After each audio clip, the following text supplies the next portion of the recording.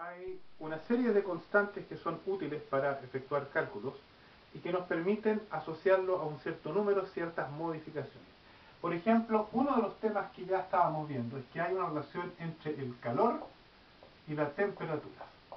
Y a mí muchas veces me interesa que si yo sé cuánto es el calor que agrego, poder calcular cuánto es la temperatura que voy a obtener. Para el caso de un gas, existen las siguientes relaciones. Es importante saber, recordemos que esto es un diferencial inexacto, depende si yo ahora me voy a mover con presión constante o con volumen constante. Y por eso los factores dependen de justamente si me muevo en uno o en otro sentido.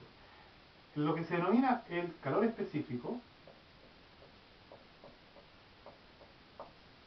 es justamente una relación de este tipo. El calor específico para volumen constante es la relación que yo tengo entre 1 sobre volumen, la variación del calor sobre la temperatura, pero a volumen constante. O sea, si yo tengo el volumen constante, y esto es un número que yo obtengo para un gas, y yo conozco el volumen, si yo le agrego una cierta cantidad de calor, la cantidad de temperatura que va a cambiar está dada por esta relación.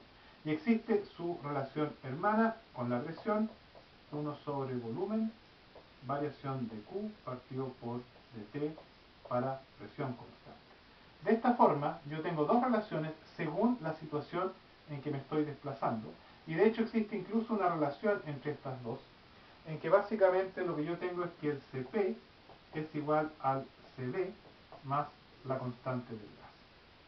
Estas son tres relaciones que son claves para poder calcular, en caso de gases, la temperatura que yo voy a obtener para la cantidad de calor que yo le vaya a agregar.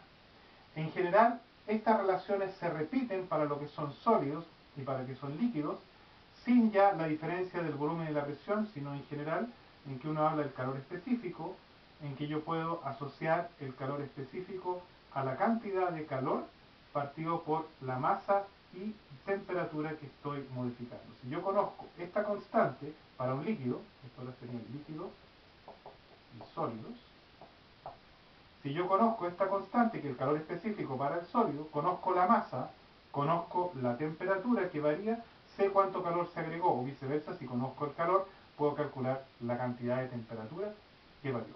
Estas son relaciones para poder relacionar justamente el Q con el T.